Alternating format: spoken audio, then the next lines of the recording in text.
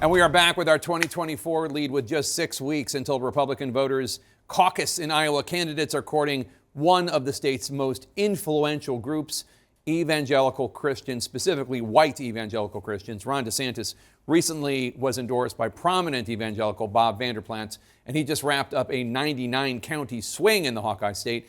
But he remains nearly 30 percentage points behind Trump in the latest poll from the Des Moines Register. Joining us now is Tim Alberta. He's a staff writer for The Atlantic, and he has a new book titled The Kingdom, the Power, and the Glory, American Evangelicals in an Age of Extremism. The book comes out tomorrow. Congratulations, Tim.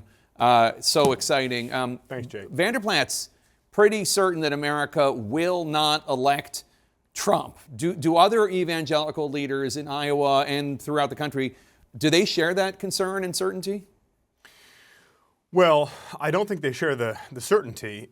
In fact, when you sort of survey the rank and file evangelical pastor around the country, as I've done over the last couple of years, I think there's almost a resignation to the idea that, Trump, for the short term, probably the intermediate term at least, has a pretty good hold on a lot of their congregants, and that they're not going to deviate from him anytime soon. Bob Vander Plaats has had sort of a long-running feud with Trump. In fact, some of the reporting that's come out of my book around Trump using disparaging vulgar language to refer to certain Iowa evangelicals, that was aimed towards Bob Vander Plaats himself, among others. So it's no surprise that he would endorse Ron DeSantis. I don't think that there's any question that Trump retains an overwhelming lead among white evangelicals in Iowa and elsewhere. I think the question really, at least in a political frame, Jake, is not whether Trump is winning big majorities of these voters, both in the primary and in the general, but how many of these voters show up next November? Is there any sort of a fall off because of the Trump exhaustion we see with some of these evangelicals? Ted Cruz's campaign mocked Trump in 2016 when Trump infamously cited 2 Corinthians.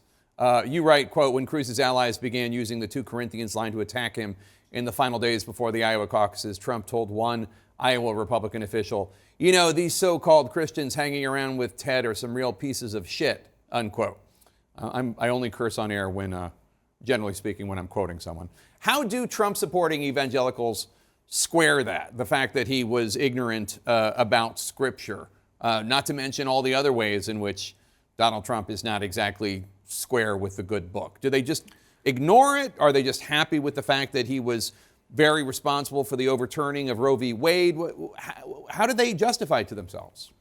Well, Jake, it's a great question, obviously, and there's sort of a fascinating psychological arc here to understand. Whereas at this point, 8 years ago, a lot of these white evangelical voters were very uneasy with Trump, and they viewed his lack of familiarity with Scripture and his behavior and his rhetoric, they viewed those things as weaknesses, and they sort of entered into this very uneasy transactional relationship with him where they said, look, he's the nominee now, and he's going to give us some of these policy victories we really want in exchange for our votes. That transactional relationship has now morphed into something else entirely, which is to say specifically that to the point about the 91 indictments and his rhetoric around not letting non-Christians into the country, and Trump being a decidedly more antagonistic, militant candidate this time around, especially with his bearing towards the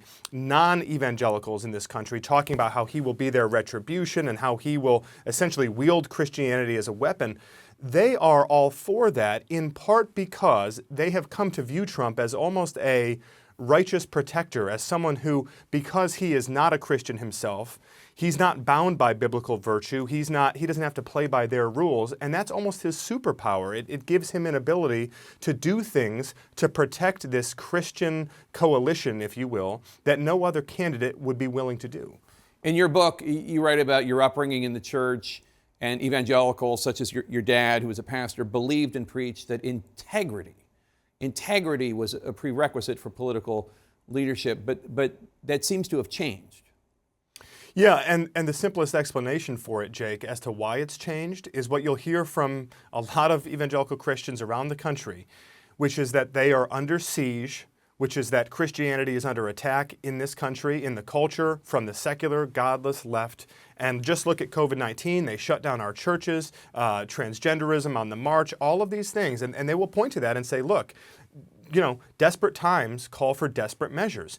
Donald Trump, if you feel as though barbarians are at the gates, then you might just be willing to turn to a barbarian to do your fighting for you. Our mutual friend and my boss, Jeff Goldberg, said this to me the other day. He said, "You're almost describing this like a mercenary relationship." And I said, that's kind of exactly what it is.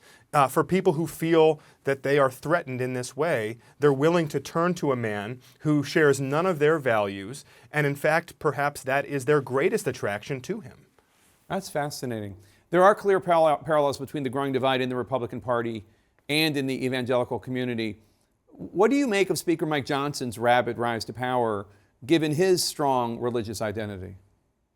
Yeah, well, when Mike Johnson says essentially that the Bible is his governing handbook, Jake, that's not a fringe position. We shouldn't necessarily treat it as something that is far out of the evangelical mainstream. I think what's important to recognize, and a lot of us are uncomfortable even saying this out loud, but there is very much an ascendant movement on the right in this country that would seek to abolish any sort of firewall between church and state. There will be people working in a second Trump term, and I report on this a bit in the book, who are very much invested in this idea of merging the power of the church at some official level, whether it's through a declaration or some executive order. But again, we heard Trump, even in his rhetoric on the campaign trail a couple of weeks ago, floating this idea that nobody would be able to come to this country as a migrant moving forward unless they are a Christian. So effectively a religious litmus test. So you have real strands of Christian nationalism now that are infecting the highest echelons of the Republican Party, and that's something the country is going to have to address sooner rather than later. Tim Alberta, thank you so much, and congratulations. The new book, The Kingdom, the Power, and the Glory, American Evangelicals in an Age of Extremism, comes out tomorrow. Everything Tim writes is fascinating, well-written, and worth a read. Congratulations again, my friend. Thanks, Jake. Appreciate it.